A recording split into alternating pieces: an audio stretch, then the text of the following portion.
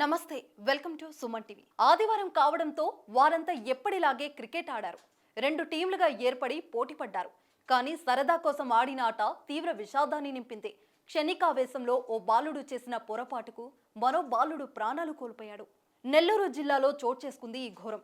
జాకిర్ హుసేన్ నగర్లో పలువురు యువకులు క్రికెట్ ఆడారు. ఆట మధ్యలో 14 ఏళ్ల బాలుడు ఫరీద్ కి మరో 16 ఏళ్ల బాలుడికి మధ్య వివాదం జరిగింది.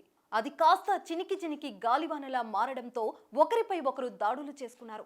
ఈ క్రమంలో ఫరీద్ పై ఆ స్నేహితుడు దాడి చేశాడు. గుండెపై గట్టిగా తన్నడంతో ఫరీద్ అక్కడికక్కడే కుప్పకూలిపోయాడు. వెంటనే ఆసుపత్రికి తరలించగా ఫరీద్ మృతి చెందినట్లు వైద్యులు తెలిపారు.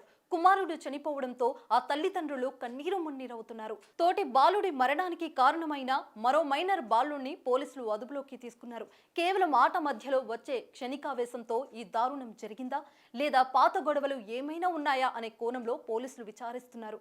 పిల్లలను బాగా చదివించి మంచి పొజిషన్లో చూడాలనుకున్నారు ఆ తల్లిదండ్రులు. కానీ వారి ఆశలు ఒక్కసారిగా ఆవిరయ్యాయి.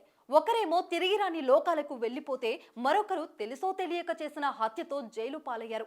ఆ కన్నవారికి తీవ్ర శోకాన్ని మిగిల్చారు.